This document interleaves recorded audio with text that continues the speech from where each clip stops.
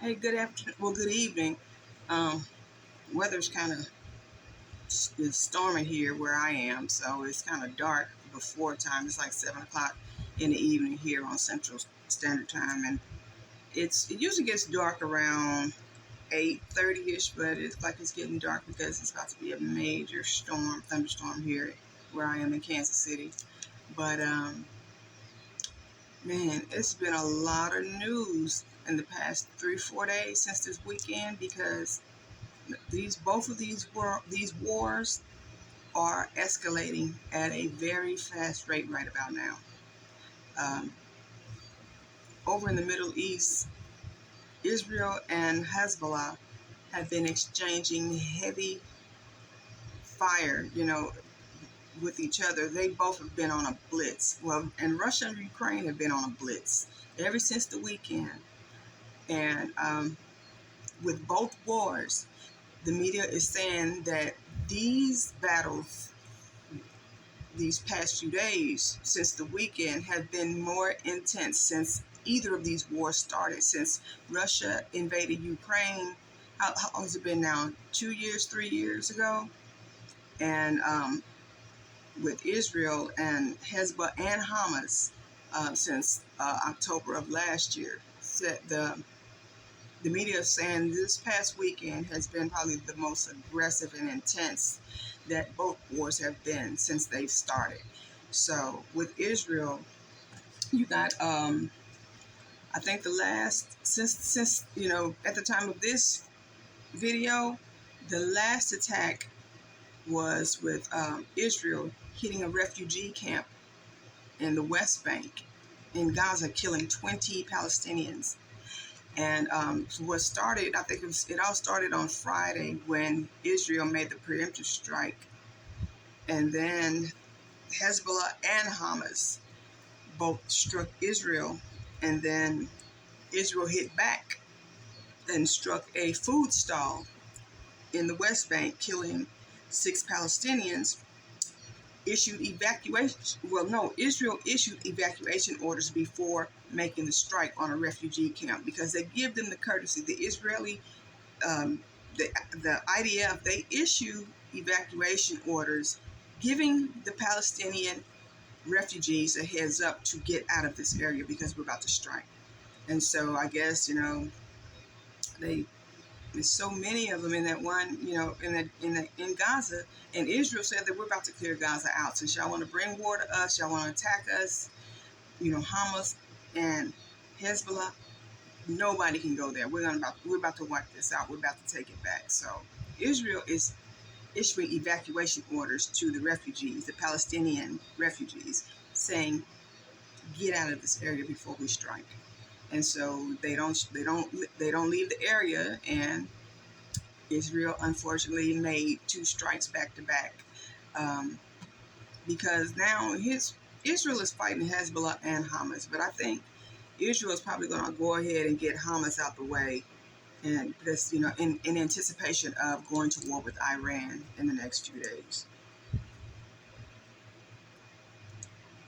All of these countries, Turkey, Syria, Saudi Arabia, they're all supporting Hamas and Iran and Hezbollah against Israel, just like it says in the Bible. It says that all those countries, all of the surrounding countries around Israel is going to surround Israel and attack them on every side. And it's just the way Bible prophecy is being fulfilled. But yeah, Israel, Netanyahu said that, hey, we're going to go hard or we're going home. And he's been making good on his threats. Netanyahu is not listening to no American president. America provides Israel with weapons and funding, for their. America can give Israel all the money and the weapons in the world. Netanyahu is going to do what Netanyahu wants to do. Plus, Israel got nukes. So it's only a matter of time before this goes nuclear. But yeah, they had to stop or suspend providing a lot of humanitarian organizations have had to suspend providing food and medicine and other supplies and services to the refugees in Gaza because it's just too dangerous at this point to transport anything over to the Gaza and West Bank. So they had to stop. So where are they going to get food and medicine and water and things like that? At this point, I don't know, but Israel did warn these Palestinian refugees to get out of that area before they strike. So yeah, that was at the time of this recording. The last attack was made by Israel this morning, I believe, and they hit the Gaza Strip and killed 20 people. So yeah, and these people had to wait. They're having to wait in long lines to get humanitarian aid, and they're all just like tens of thousands, if not 100,000s of refugees, Palestinian refugees in that one area, and the kids are malnourished. Um, Now they're going to run out of food because they're not going to get any more humanitarian aid, and Israel is going to keep striking that area until it wipes them out of there, that as Netanyahu has promised. So that's what's happening now. Israel's being attacked by Hezbollah and Hamas at the same time, and it's only a matter of time now that Iran is going to get into it, and it's going to further escalate this conflict. World War III is imminent because even over in Russia, with Ukraine and Russia in Europe, um, Russia and Ukraine has went on a blitz, and they're saying that this is the most intense and aggressive that this war has been since it started, when Russia invaded Ukraine. Um, Putin has promised that it will retaliate. Russia will retaliate for the Kursk invasion, and both sides keep blaming each other. Ukraine, Zelensky and Putin both keep blaming each other for attacking those nuclear power plants in Zaporizhia and Kursk, and then I think there's another one. It's like 3 different nuclear power plants that Ukraine and Russia keep pointing the finger and blaming, saying that they keep attacking. No, it's them. They keep attacking that power plant. No, it's them. We're not doing it. It's them. It's a false flag. So both sides are blaming each other because those are nuclear power plants, and that's considered, the declaration of nuclear war when you keep shelling a nuclear power plant that is creating a catastrophic risk to all of Europe and other NATO and NATO countries. Because then what happens is once it affects a NATO country like Poland, then NATO gets into it. And America is a part of NATO. So that's another way that World War III is going to kick off. But yeah, it's only a matter of time. It's going to happen. There's nothing no American president can do to prevent that. So the expectation for Kamala and Biden and Trump to stop it, that's just not going to happen because this war is going to happen. America is going to be a part of the war. I mean, it's just, we already have weapons and troops deployed in preparation for all of this because I think all of the world leaders pretty much know that that's going to happen. Also, Belarus is storing nuclear weapons for Russia, and Belarus has deployed troops on the border to fight Ukraine. So that's another way that the Russian-Ukraine war has intensified because you got Belarus having men deployed in anticipation of the war escalating. And, they're on the verge of attacking Ukraine. But yeah, that's what's going on with those wars. But this weather, wow. I don't know if you guys have been paying attention, but this weather out here has been insane. I mean, volcano, and when I mean it has gotten even worse. it's like the Bible said, the birth pains is getting more intense, more intense and more frequent. It's like back to back to back to back on every side, on all corners of the earth. It's just like natural disaster back to back, one after another. So there's been see, Portugal had a huge earthquake. It's like a 5.4, 5.5 earthquake in Portugal. Lisbon, the capital city of Portugal. They had the earthquake. Bangladesh had a flood and had a mass casualty. All of these have been mass casualty events, natural disasters.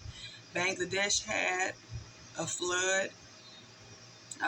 This is, I'm talking about like within a week, within a few days of all of these, some of them on the same day. All of these major natural disasters happen all over the world.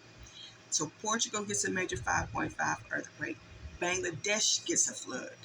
Thailand gets a flood, which 22 people are killed. Indonesia. You see where else? You said Bangladesh, Thailand, Indonesia. Landslides have killed, let's see, did we say Sudan? A dam broke in Sudan. And you know, Sudan is currently experiencing famine and civil war. And now they have the dam that has burst, and that's causing mass casualties over in Sudan. Iceland, a volcano erupted in Iceland. And over here in the States, there is a hurricane, was it Hurricane Hope? No, there's two hurricanes. Did they call it Hurricane Hope or Gilma? But anyway, I got the news stories up here. Y'all can look at them. There have been two back-to-back hurricanes that has caused major landslides in Hawaii. And then, I don't know if you guys have seen the news story, but there is a major mudslide going on in North Carolina that is literally washing away beachfront property. Just whole houses washing away into the ocean in North Carolina. So it's been a lot of hurricanes and volcano eruptions and mudslides, landslides, earthquakes, all of these things happening all over the world, to the point that it was so much news that I'm probably going to have to do 2 parts to this. So it's a lot going on. Both wars are escalating. No peace talks are going to prevent World War III from happening at this point. So everybody just, be prepared. Prepare for the worst, because I don't see anything getting better at this point. But hey, if you believe in Jesus Christ and you know that He's your Lord and Savior, you're not going to be worried about all this, because that's pretty much what the Bible said is going to happen in the end times. But on the second part, I'm going to upload another video that talks about some more issues. But these wars escalating and all these natural disasters happening back to back to back to back is pretty much taking up this first video, because I'm going to put the news clips in there, because I always like to add the news clips, to I'm talking about legitimate news clips, not just some fake news and things like that. I put them on here. If you have time, watch them, listen to them, or whatever. But I always provide the news clips so that you can see for yourself just exactly how serious these things are going, how close we are to Jesus returning to this earth, and how Bible prophecy is being fulfilled every day. Because I have never seen, in all of my 50 years, so many natural disasters happening back to back to back to back, and 2 major wars like this that are so intense. And yeah, we're on the verge of World War III, and I think it's going to happen before the election. I just do. And I would not be surprised if Biden seems like to me like he's pretty much checked out. Biden seems like to me like he's just winding down. He's on the beach sleeping, and he's just like, you know what? Hey, y'all got this. Y'all wanted me out. Y'all got this, Kamala. You know, I would not be surprised if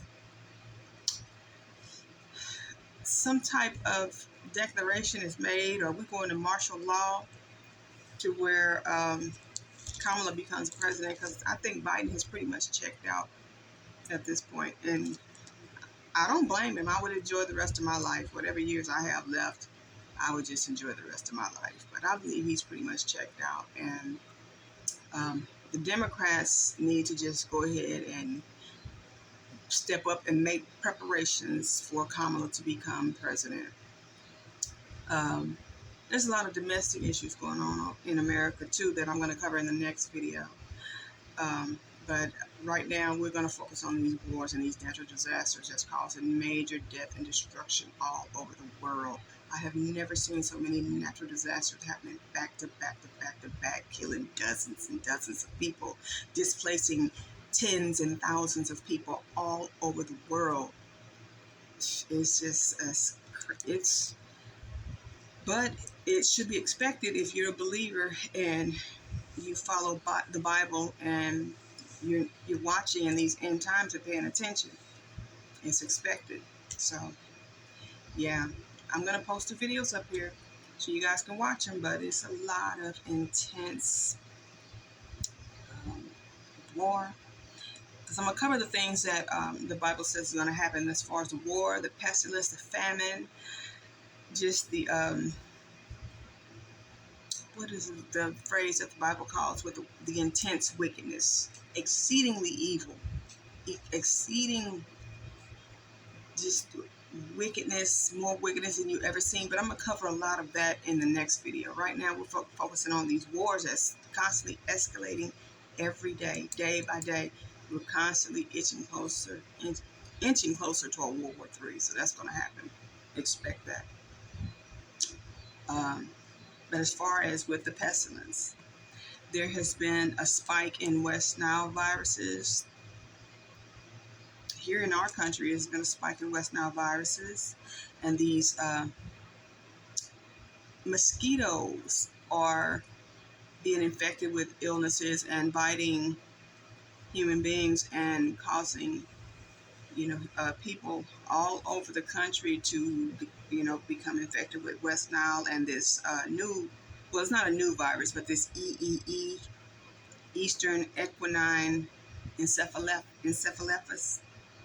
I always have to pronounce that word. It's called triple E, and it's a virus. So there's been a spike in these cases, and cities are actually beginning to shut down now because of this. It's an increase in West Nile virus, this triple E virus. That's the triple E virus.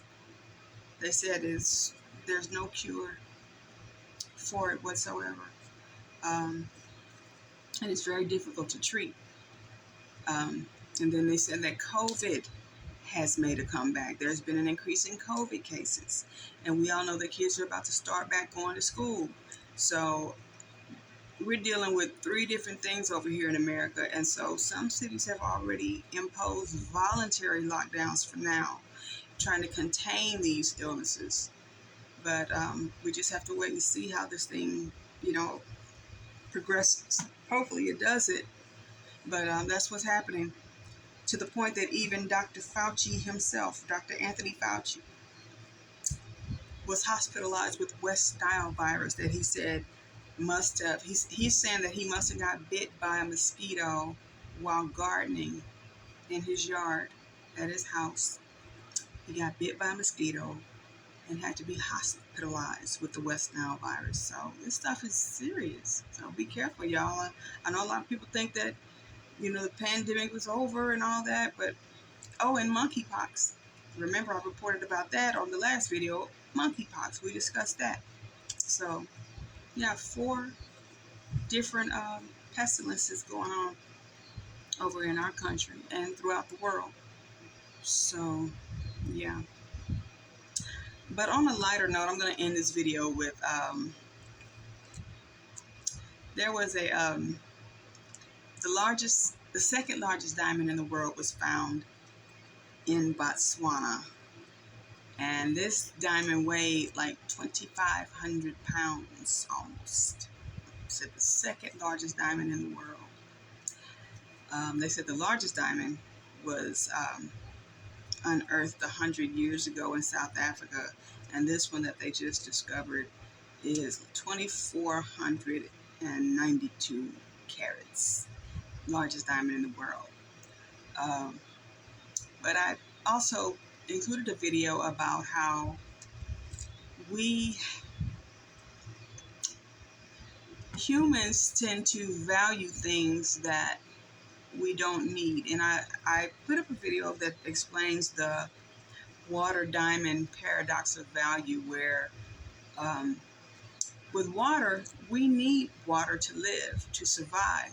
But with a diamond, we don't need a diamond to survive. As a matter of fact, we don't need a diamond at all. But a diamond has more value than water. And I guess it's because water is more accessible than diamonds. You know, you have to dig, you have to mine diamonds. You got to go deep, and you have to mine diamonds in certain parts of the world in order to discover them. And then once you find that diamond, you can exchange or trade that diamond because it has a higher value. But with water is so accessible out here that we don't value water, but we need water to survive. And so I put up a video about that because Jesus is the living water according to the Bible. Jesus said he is the living water. And if you drink from him, you will thirst not. And so I put some videos up there at the end to explain that, because I thought that was very interesting that the news was reporting that this diamond was unearthed. But I'm like, I can't eat that diamond. Whoever finds that diamond, yeah, because of the value of that diamond, they will be able to buy a lot of food and water that they need to survive. So that's the water diamond paradox of value. Very interesting. I learned that in college years ago. And I always kept that in the back of my mind, that, you know, humans value things that you don't really need. But you don't need what it is that you value the most. But yeah. Okay.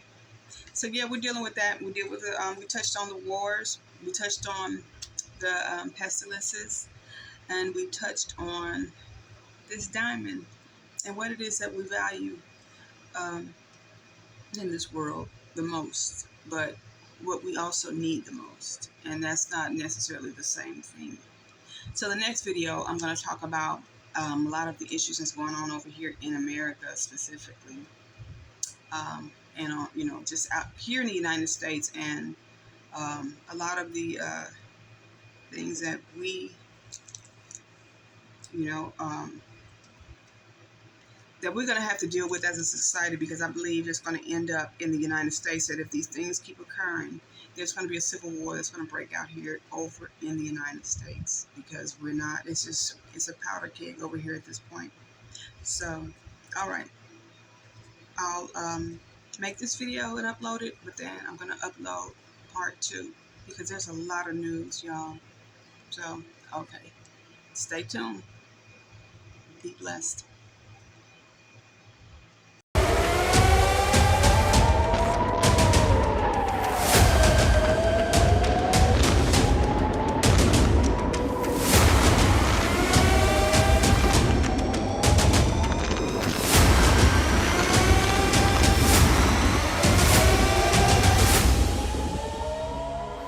Amid fears of an all-out war between Israel and Hezbollah forces in Lebanon, the two sides on Sunday mounted the biggest round of cross-border strikes since the Gaza war began. It started Sunday morning with Israel bombing dozens of sites along the southern border with Lebanon in a preemptive attack. In response, Hezbollah ended up launching hundreds of rockets and drones. Within hours, though, both sides appeared to de-escalate, at least for the moment. But both sides have also signaled that the violence and these dangerous tensions could continue. Hezbollah said its operation is vengeance for the Israeli assassination of a senior commander, and it had finished those operations for the day, but it left open the possibility of more action. On the Israeli side, Prime Minister Benjamin Netanyahu said that what happened today is not the final word. For weeks now, Israelis have waited in anticipation of a major attack by Hezbollah in retaliation for an airstrike last month in a suburb of Beirut, which killed one of Hezbollah's commanders, Fuad Shukr. Iran, which backs both Hezbollah and Hamas, has also vowed retribution for the killing of Ismail Haniyeh, the Hamas political leader who was on a visit to Tehran. Iran so far seems to be shy of any direct attack at Israel, preferring to use its proxies, Hezbollah and Hamas, instead. After the Hamas-led attacks on October 7th, which triggered the war in Gaza, Hezbollah began firing frequently on Israel, prompting widespread Israeli retaliation.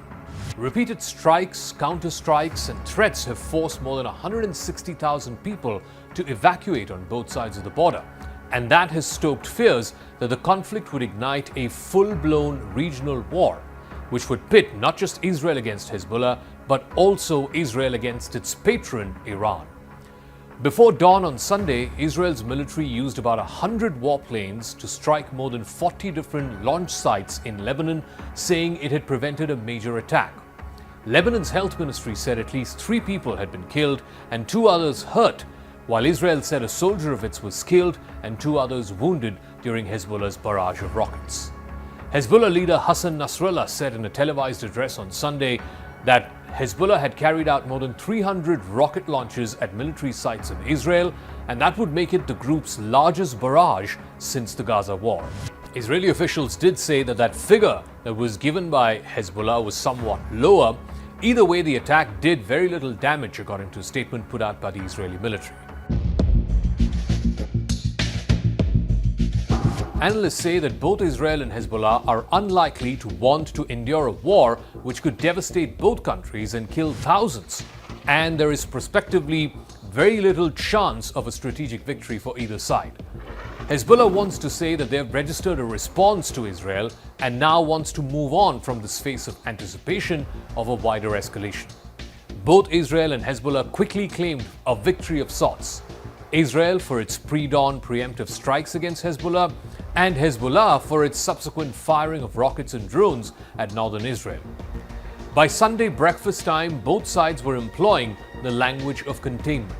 Hezbollah announced that it had completed the first stage of its attack to avenge the assassination of its senior commander, Fuad Shukr. In fact, Israel's Defense Minister Yoav Gallant said that he had spoken with the US Secretary of Defense Lloyd Austin and that the two had discussed the importance of avoiding any regional escalation. All of the reported Israeli targets in Lebanon were within 30 miles of the border. It was focused on thwarting the threat from Hezbollah's rocket and drone arsenal rather than striking the broader infrastructure the terror group possesses. On the other side of the border, Hassan Nasrallah was similarly suggesting that the current round of escalation might be at an end and that Hezbollah was willing to reconsider the reprisals for Fuad Shukr's death as concluded. The United States has sought to prevent any wider regional war, in part by trying to advance a ceasefire agreement between Israel and Hamas. But Washington has also deployed 2 of its aircraft carrier groups and a guided missile submarine, both of which to deter Iran and its allies from attacking Israel.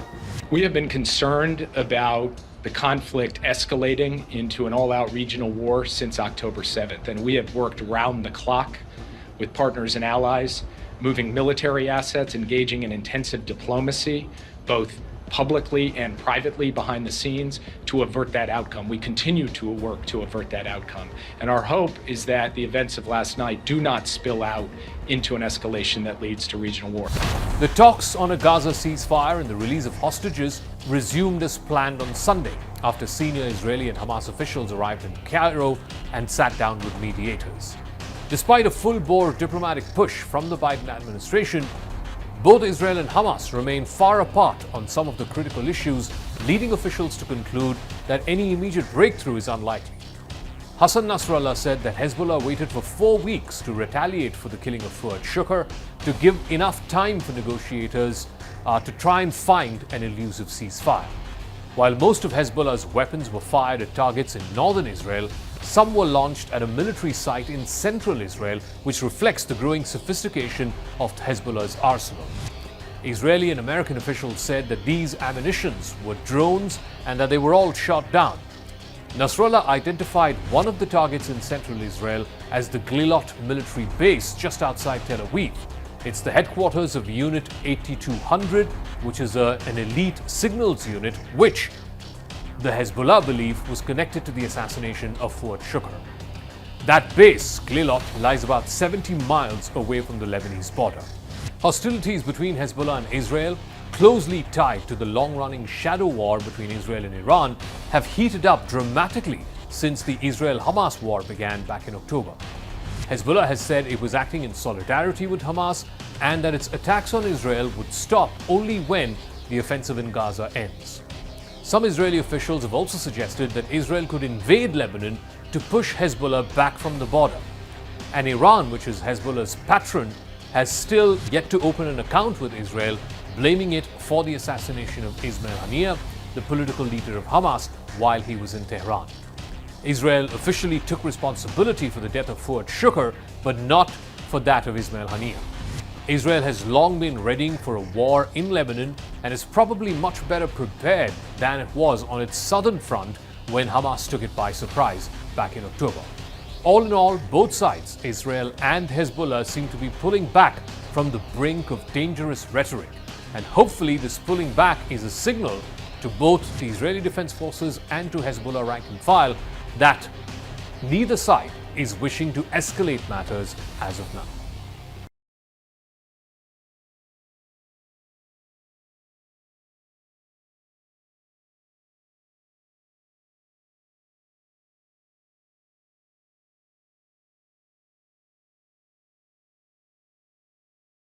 At this aid distribution point in northern Gaza, Palestinians queue for long hours, desperately waiting to receive much-needed food. People have been scrambling to get one box that is supposed to feed an entire family. When we received this food parcel from the World Food Programme, which includes some meat, green peas and halva, it's not bad, but at the same time it causes disease to my children, such as skin rash. My son has got some pimples on his head, under his armpits, everywhere, and then we have to spend money on medication. While the food parcels are crucial, many say they fall short of meeting nutritional needs and daily calorie intake. Children are paying the heaviest price, as they are more prone to diseases and malnutrition. They should give us something better, some vegetables and fruits. Those things are better, but these canned food and preservatives have killed us. 10 months into the war and there's nothing but these parcels. The UN humanitarian agency, OCHA, said that the amount of food assistance that entered southern Gaza in July was one of the lowest recorded since last October. This, along with a devastated economy across the Strip, have worsened the crisis. We are missing a lot of items. We haven't seen fruit or any kind of vegetables. We crave just one tomato, just a couple of peppers, a tomato and an onion. We crave them. Those who have some tomatoes and grow them, they sell a kilogram for about $100. Where would we get that kind of money from? There's no cash, nothing, not even a bank or donors like before. None of that exists. Aid agencies are warning the relentless Israeli attacks, damaged roads, and access restrictions are making food distribution from the south to the north nearly impossible. And with every wave of forced displacement, more Palestinians risk facing starvation. Lina Abu Akleh, Al Jazeera. Make sure to subscribe to our channel to get the latest news from Al Jazeera.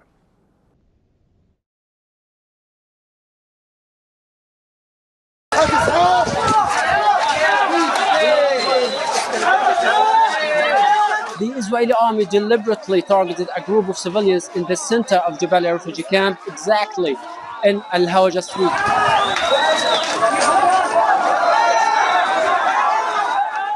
This street is a densely populated street, as you can see here. The Israeli forces just targeted this small store, killed at least 2 Palestinians and dozens got injured. This is the place which has been targeted. This is the daily scene here in Jabalia refugee camp.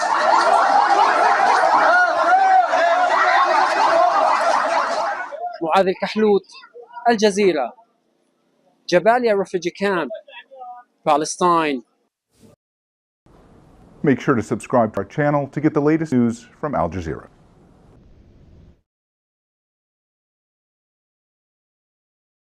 Israeli attacks on Gaza, particularly targeting Deir al-Bala and Khan Yunis, have claimed at least 20 lives this morning, according to reports from the Gaza Strip. The situation is exacerbated by the denial of fuel to Gaza's medical sector, with Kamal Adwan Hospital's director accusing Israel of deliberately aiming to destroy the system. This comes as the United Nations has suspended its aid operations in Gaza following Israel's recent order for the mass evacuation of Deir al-Bala, which had previously served as a hub for UN operations. The escalating conflict has resulted in significant casualties, with at least 40,476 people killed and 93,647 wounded in Israel's ongoing war on Gaza. In the occupied West Bank, violence has intensified.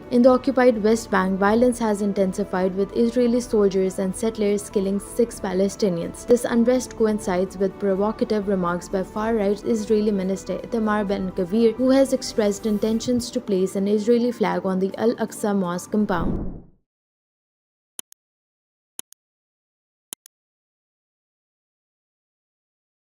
Belarus is concentrating a significant number of armed forces personnel as well as weaponry along Ukraine's northern border with Belarus. Ukraine has issued an official warning, urging Belarus to withdraw forces away from the border to a distance greater than the firing range of Belarus systems. In its statement, Ukraine's foreign ministry said, "We warn that in case of a violation of Ukraine's state border by Belarus, our state will take all necessary measures to exercise the right to self-defense guaranteed by the UN Charter." Consequently, all troop concentrations, military facilities and supply routes in Belarus will become legitimate targets for the armed forces of Ukraine. Kiev noted that some former Wagner PMC troops were also present in the area. Ukraine and Belarus share a 1,084-kilometer long border.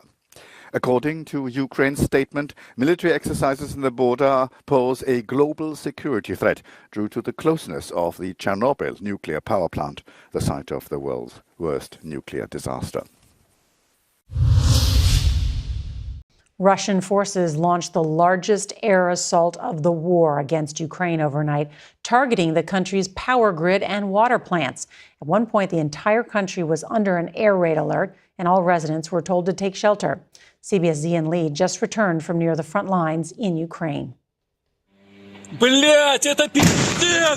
Russia unleashed a day of terror across Ukraine.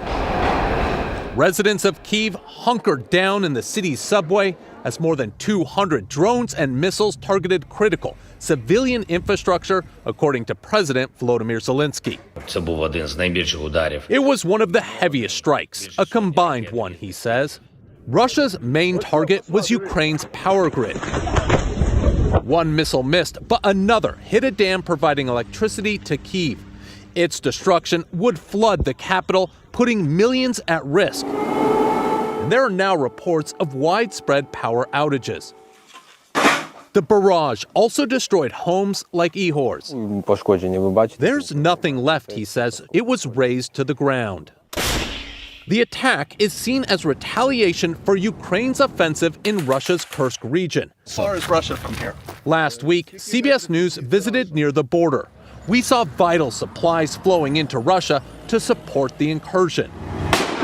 Ukraine's top general says his forces advanced about 2 more miles while seizing 2 more villages. But in eastern Ukraine, Russian forces grind forward. Yesterday, the Reuters news agency announced one of their safety advisors was killed and 2 journalists injured when a missile hit their hotel in the city of Kramatorsk. But Russia's main focus is on the strategic town of Pokrovsk. Kyiv says it's reinforcing that front to deny Moscow the prize. Ian Lee, CBS News, London. The battle for Ukraine, President Zelensky blasting Russia's massive missile and drone attack and calling on allies to allow Kyiv to use long-range weapons to strike inside Russia. Our foreign correspondent James Longman has more. And James, President Biden has now weighed in.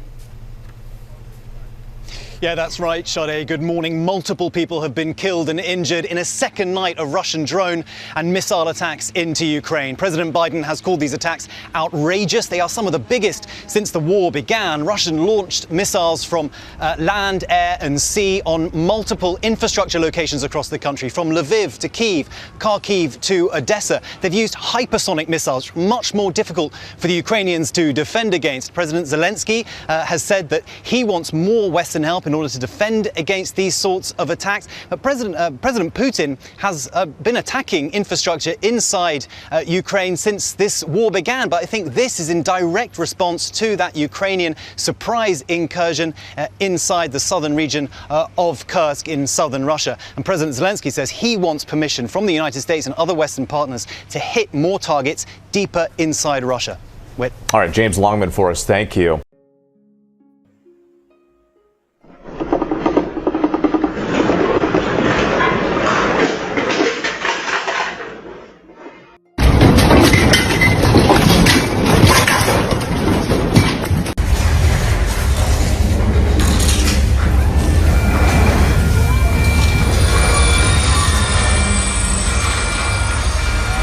A 5.5 magnitude earthquake was recorded south of Lisbon at 6:11, affecting the regions of Huelva, Extremadura, Gibraltar, and Morocco. The National Geographic Institute, IGN, recorded a 5.5 magnitude earthquake in the Atlantic Ocean, south of the Portuguese capital, Lisbon, early Monday morning. The organization has indicated that the earthquake occurred at 6:11 a.m. Spanish Peninsular Time, 1 hour less in Portugal, at a depth of 19 kilometers, according to revised calculations published on its website earlier today. The earthquake was also felt in various parts of Spain, especially in Huelva, Extremadura, Gibraltar, and has reached Moroccan territory. The epicenter was recorded in the Atlantic Ocean, about 80 kilometers from the coast. It was 6:11 Spanish time. Several people in Galicia, in the Vigo region, or even in the interior of A Coruña reported having felt the earthquake that woke more than one person from bed, as seen on social networks. Having a very shallow depth, 17.5 kilometers, the tremors were felt over a wide area. The shallow depth of the earthquake means that it is felt more strongly near the epicenter than a deeper quake of similar magnitude. The earthquake has alerted many residents of Andalusia, especially in Huelva, Seville, and also in Morocco. However, other groups of people have heard about the quake thanks to alerts that came to their mobile phones after the tremors were recorded. This is the Android Earthquake Alert System, AES, a free service that detects and notifies where earthquakes occur. It is important to note that the initial reading given for the quake was not entirely accurate. In the first message received, the system indicated an estimated magnitude of 6.2. However, the National Geographic Institute, IGP, reported the quake as a magnitude of 5.5. This is the Android Earthquake Alert System, AES, a free service that detects and notifies where earthquakes occur. It is important to note that the initial reading given for the quake was not entirely accurate. In the first message received, the system indicated an estimated magnitude of 6.2. However, the National Geographic Institute, IGP, reported the quake as having a magnitude of 5.5.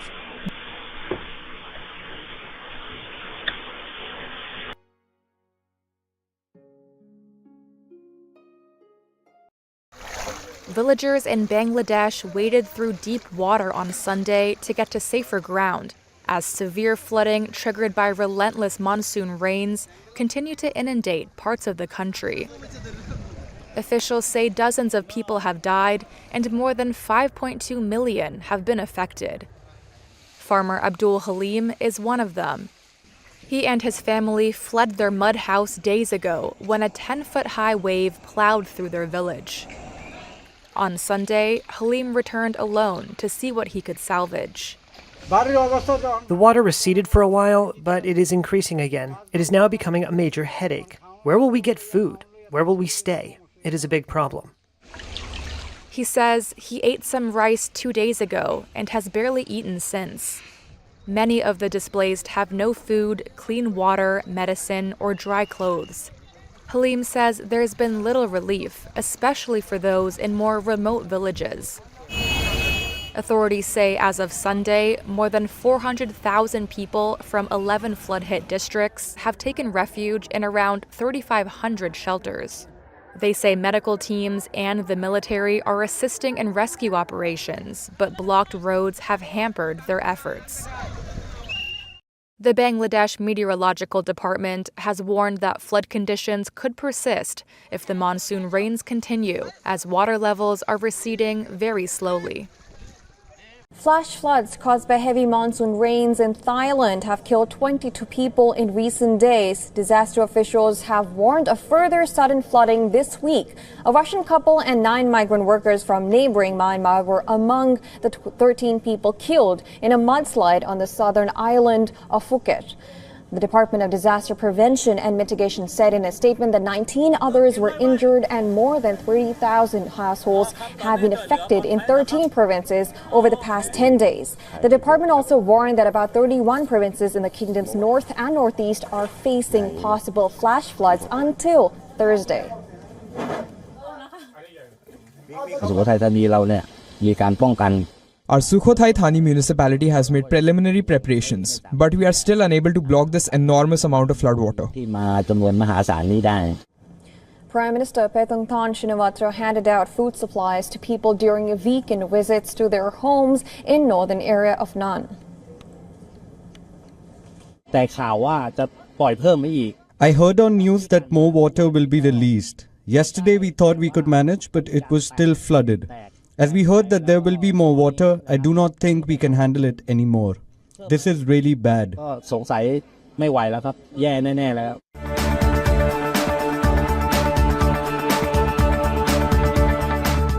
Search and rescue teams dig through the wreckage of homes in Ternate as heavy rains and floods hit eastern Indonesia over the weekend. At least 13 people died, with 6 still missing in the mudslides that followed. The biggest challenge that we have is the rain, which has hampered the efforts by rescuers. Because most of the sediments consist of sand and mud, it can risk our rescuers to fall and get stuck themselves. Heavy rains also caused rivers to break their banks in Bone, North Sulawesi. Just 2 months ago, 23 people died in mudslides here. Meteorologists say it's La Nina, the opposing weather pattern to El Nino, low ocean temperatures, high pressure, and more rain. I will say it's a dry season, but due to the effect of La Nina, it's not that dry. So still, they have high intensity of rain, at least once in 2 days, 1 and 3 days. On Thailand's holiday island of Phuket, a huge scar on the hillside, the remains of a landslide that killed 13 people. Hotels and luxury villas washed away on Friday night. But the real concern is in the north of Thailand, where floods have forced 30,000 people out of their homes. Several major rivers have burst their banks, and dams are filled to capacity, with controlled releases of water planned in the days to come. Our Sukhothai Thani municipality has made preliminary preparations, but we are still unable to block this enormous amount of floodwater. New Prime Minister Paetongtarn Shinawatra was out with rescue workers, inspecting the damage.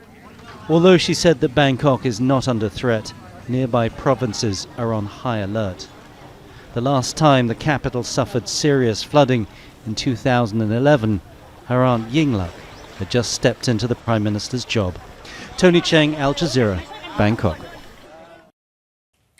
Make sure to subscribe to our channel to get the latest news from Al Jazeera.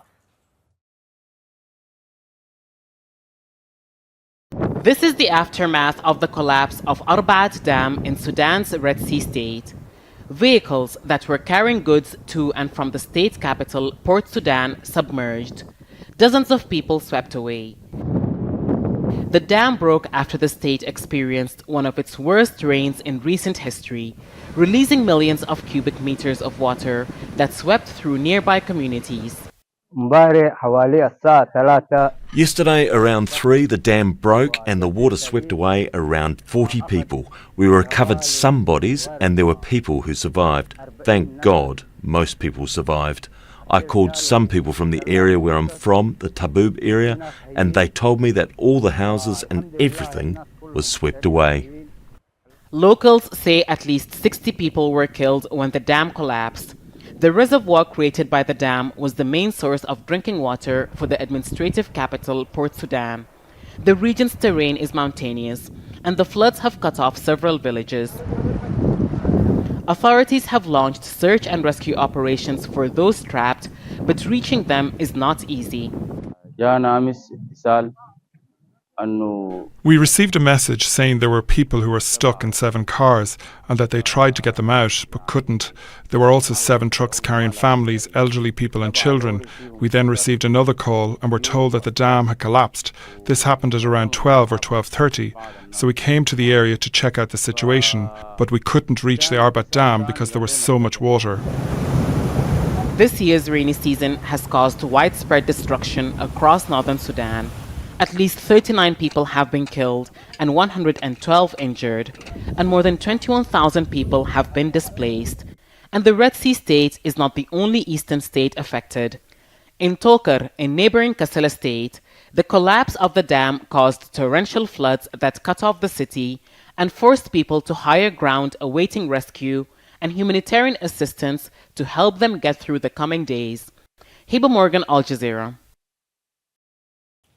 Make sure to subscribe to our channel to get the latest news from Al Jazeera.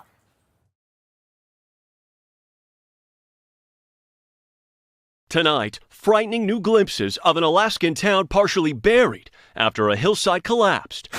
The devastating landslide crunching entire homes. We were just at that house for a garage sale last weekend. This is terrible. Sunday's tragedy unleashing a deadly wave of snapped trees, toppled power poles, pushing a mountain of debris into a hillside neighborhood. The slide sideswiping the town of Ketchikan, a seaside destination on Alaska's famed Inside Passage and a frequent stop for cruise lines. Officials confirming one person was killed while driving when the slide swallowed their vehicle. I was stunned because in my 65 years here, I've never seen anything of that scale. Mayor Dave Kiffer calls the loss of life heartbreaking, but stresses the current damage zone could spread even further. There's about a quarter of the town currently at risk for yet another slide. Yes. How frightening is that? It's very frightening. To be honest, I don't think of any people in Ketchikan walk about their daily lives thinking, hey, that mountain's going to come down. And now we have to. As for any cause, officials say the landslide struck following an unusually dry August. Look at that. When a weekend storm left conditions soaked. It's definitely heartbreaking to see. It affects your mind tremendously. It's traumatizing, for sure. Leah Canfield, one of several whose homes were damaged, all too aware this may not be over. And Morgan, as you know, that's the big concern tonight. What is the potential for another landslide? Yeah, Tom, the potential for a secondary landslide is very real with that prime area of concern south of the original slide site. And that is why tonight, evacuation orders remain in place for multiple neighborhoods in Ketchikan. Tom? Thanks for watching. Stay updated about breaking news and top stories on the NBC News app or follow us on social media.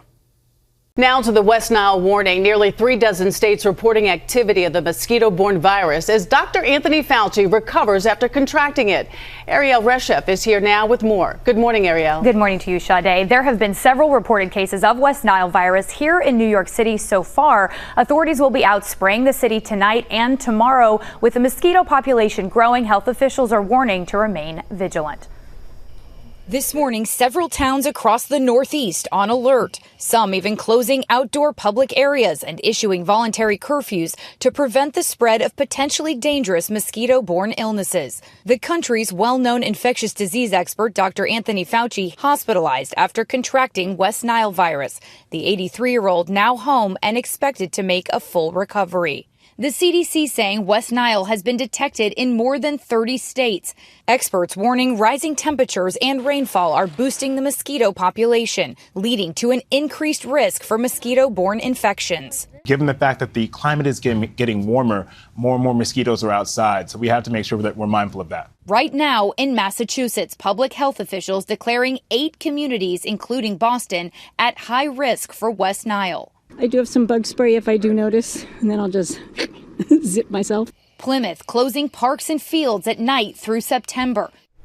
And important to remember, West Nile cannot be spread person to person, and doctors say many who contract this illness may not ever even show symptoms, and severe cases are very rare, but can't be complacent, guys. Important information. Thank you, Ariel. Towns and cities across the country are now on alert for mosquito-borne illnesses, including the rare Eastern equine encephalitis virus. Plymouth, Massachusetts is closing parks and fields at dusk. Other towns are urging people to avoid going outdoors at night during those hours of peak mosquito activity. More now from ABC's Ike Ajachi.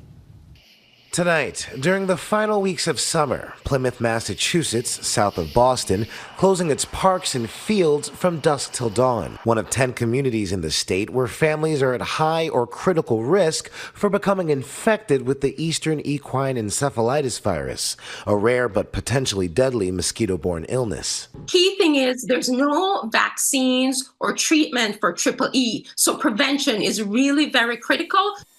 Starting this week, crews will spray for mosquitoes from the ground and from the air in more than a dozen towns. The CDC says although most people who get the EEE virus have no symptoms, a small percentage develop brain inflammation, and about a third of those people will die.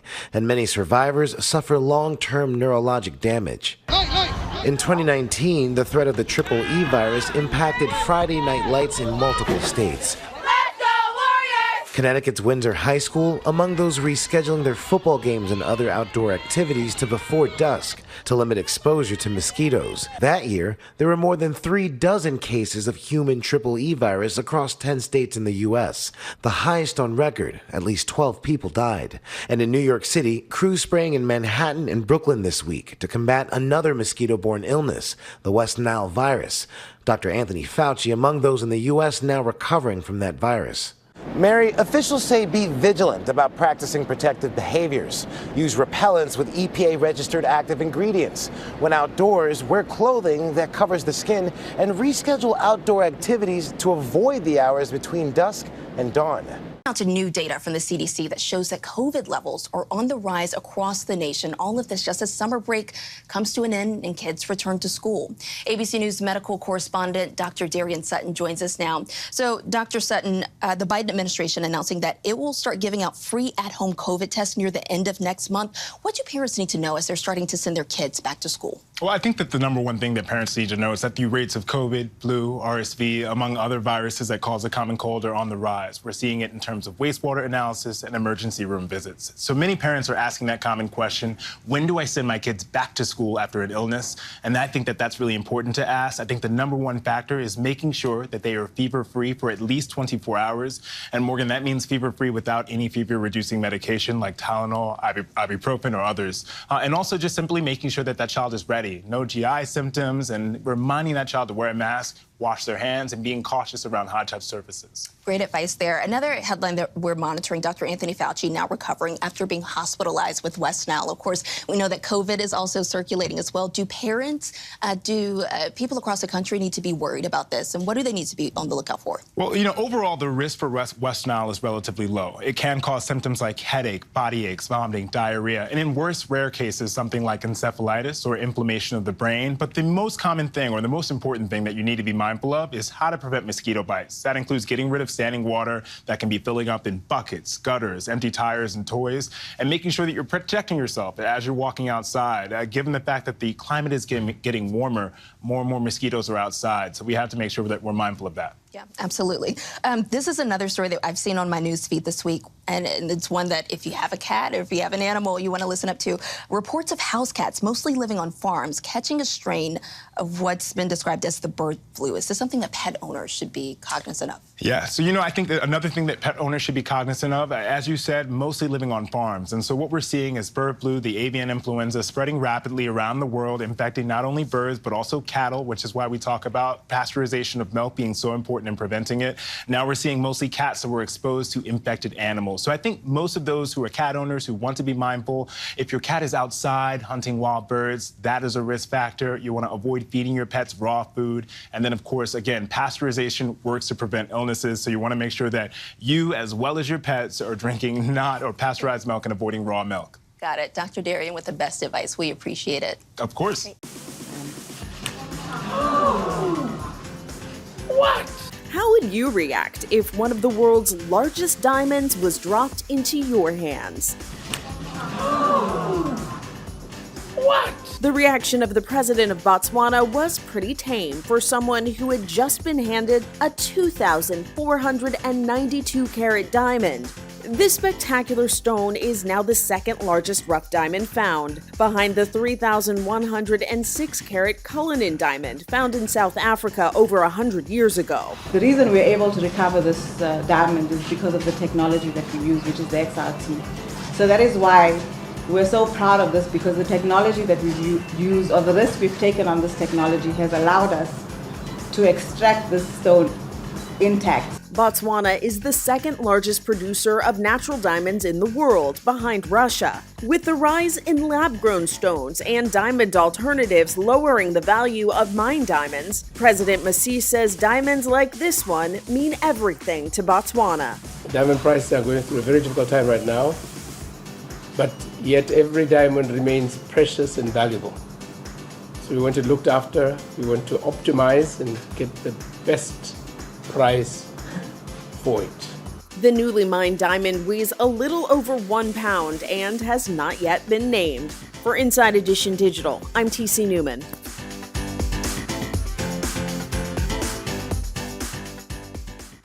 The Consumer Theory on the Diamond versus Water Paradox by Alexander Mann. So, what is consumer theory? According to Investopedia, it is the study concerning how people decide what to spend their money on, given their preferences and their constraints. This brings us to our main topic, the paradox between diamonds and water, otherwise known as the paradox of value. When we speak of the paradox between the two, we're talking about the value of both objects. Broadly speaking, water is more useful than diamonds in terms of survival. However, diamonds have a higher price in the market. The thought had originated in the philosopher Plato's book, Euthydemus, but Adam Smith also pondered about this paradox as well. However, if we were to analyze this paradox, it becomes crystal clear as water why choosing either one isn't wrong. In looking at the labor theory of value, we must examine the term value.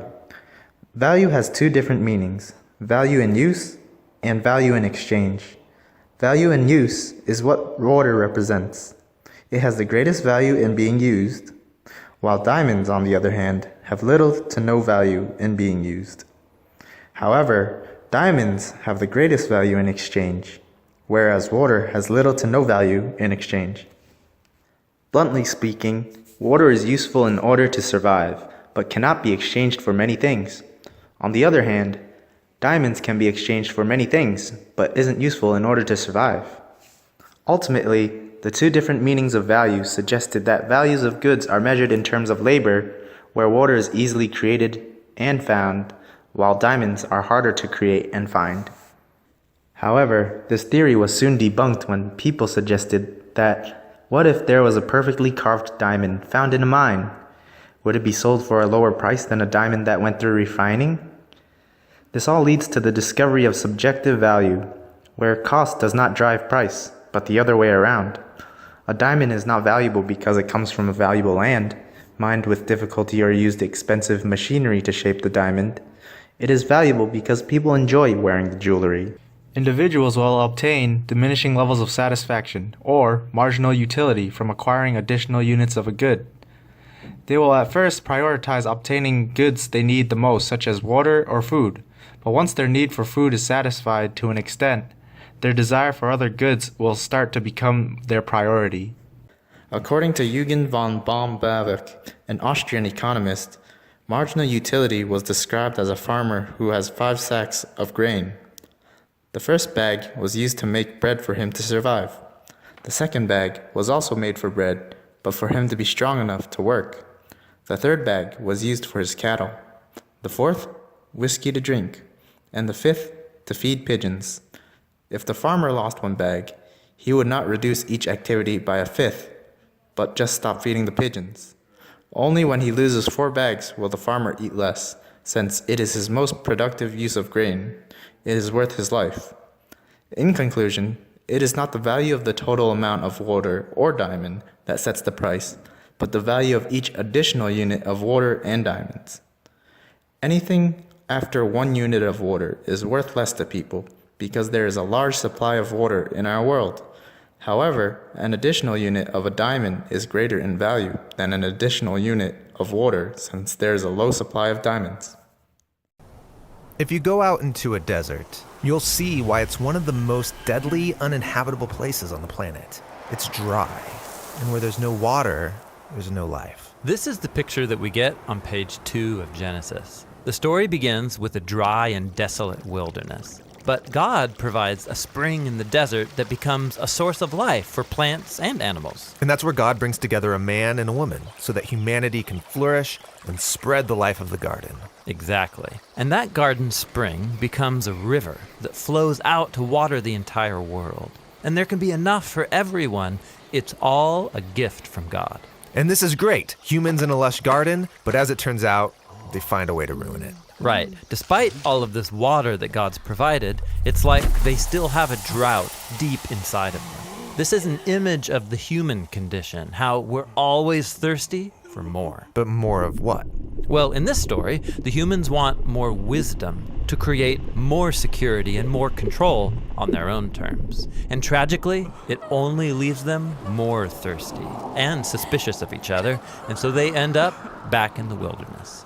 The humans have lost access to the water of life. And because of that, they can't spread God's life into the world. And so God needs to rescue them from the wilderness. Yeah, like in the story of Jacob. His selfish scheming ruined his family relationships, so he has to run from his problems out into the wilderness. But there, he finds a well, and he meets a woman. This is like Eden, a man and a woman together by a source of water. Right. And then through Jacob, God creates the family of Israel. And he invites them to share in his own life so that they can be his partners in spreading that life to others.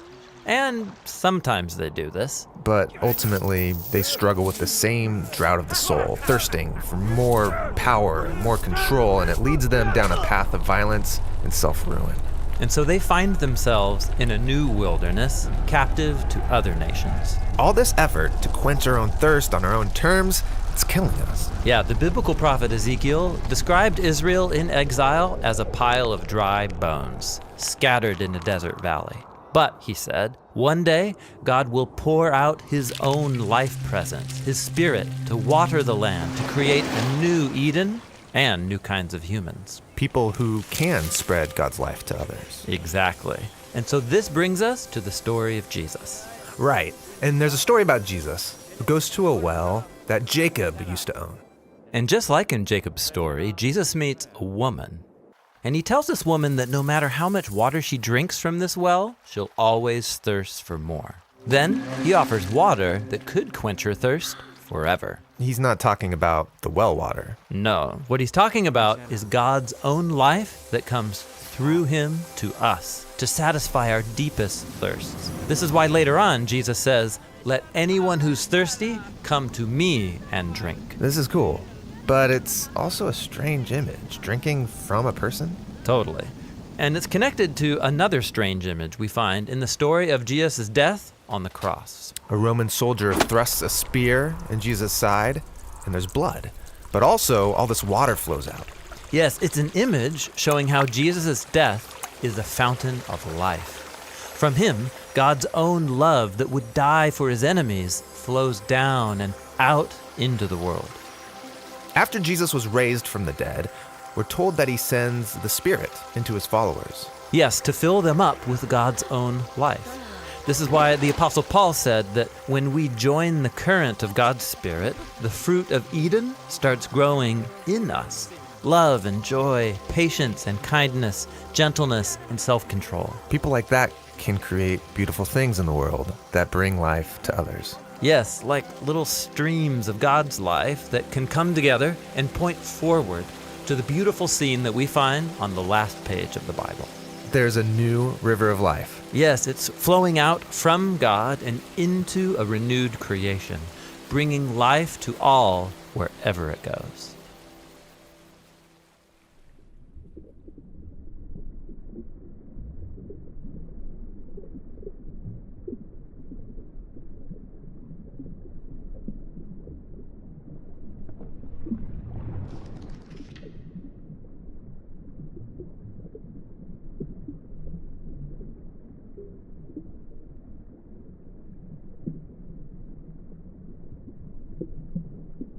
Hurricane Hone lashed parts of Hawaii over the weekend. The storm passed the southern edges of Hawaii yesterday, triggering flash flooding. Hone had high winds of 85 miles per hour as it swirled slowly past the Big Island. It's now moving west of Hawaii, but right behind it is Hurricane Gilma, which is expected to pass north of Hawaii later on this week.